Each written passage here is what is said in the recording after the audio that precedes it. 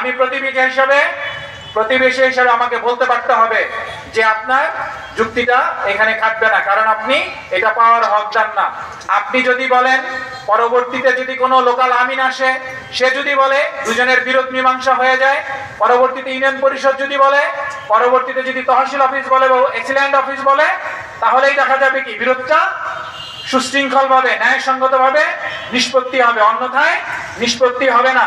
TCB বাজারে চলছে, যদি কোনো সমস্যা থাকে, যিনি পাওয়ার হকদার ছিলেন উনি পাচ্ছেন না, আরেকজন পাচ্ছেন, কি হবে আমার? আমি যদি যেই লোকটি পাওয়ার হকদার তার পক্ষে যদি আমি কথা না বলি, যা হবার তাই হবে। আমি কি বুঝাতে পেরেছি? সিস্টেমে কখনোই আঘাত হানবে না। আমি আপনাদের সবার মাধ্যমে অনুরোধ করব, জেলার প্রতিটি কাজে, সেটি যে কোনো কাজ হোক, কৃষক তার ন্যায্য মূল্যে সার পাবে। আমি কি বুঝাতে পেরেছি? কৃষক তার উৎপাদিত ফসলের ন্যায্য মূল্য পাবে, প্রতিটি বাজারে এসে বিক্রি করবে, এবং সে যে টাকায় বিক্রি করবে, মাঝখানে মধ্যস্বত্ব ভুগে যাতে এই টাকা কোনোভাবে নিয়ে যেতে পারে।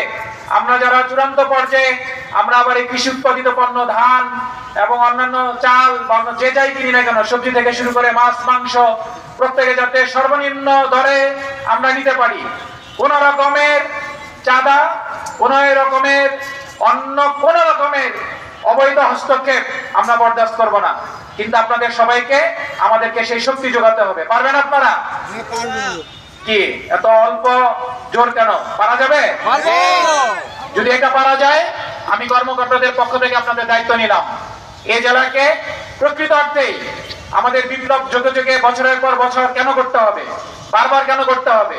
আমি কারো নাম বলছি না, একটা বললাম, এসএনটি অ্যাক্ট হয়েছে এক সময়ে, জমিদারি প্রথা বিলুপ হয়েছে, জমিদারি মেন্টালিটি কি বিলোপ হয়েছে? জমিদারি মেন্টালিটি বিলুপ করতে হবে। আমরা জমিদারি মেন্টালিটি থেকে বিলুপ্ত করতে চাই, একদিনে পারা যাবে না। প্রত্যেকটা কাজে আপনার যেটি মতামত সেটি দিতে হবে। দিন শেষে হয়তোবা সেটি শতভাগ ওইভাবে না হতে পারে, কিন্তু তার প্রতি আমাকে সম্মান দেখাতে হবে। আমি কি বোঝাতে পেরেছি? সম্মান বোধ যদি হারিয়ে যায়, কোনো কিছুই থাকবে না। আমাকে আপনাকে সম্মান দিতে হবে। মুআমালাত মুআশারাত বলে একটা কথা আছে, আমার আচরণ অনেক কথা বলবে। আমি কি ধরনের আচরণ করছি, আমি কি ধরনের বিহেভিয়ার করছি। হাদিসে আছে কি, আমি খাওয়ার পরে আমি ঘুমাইতে যাওয়ার আগে 40 ঘর পর্যন্ত দেখবো আসলে কেউ না খেয়ে ঘুমাতে যাচ্ছে কিনা। আমি কি তা করছি? এখন একটা হাদিস যদি আমি পালন করি, তাহলে দেখা যাবে কি আমরা এখানে শুরু করেছি পবিত্র কোরআন তেলাওয়াত দিয়ে, গীতা পাঠ দিয়ে।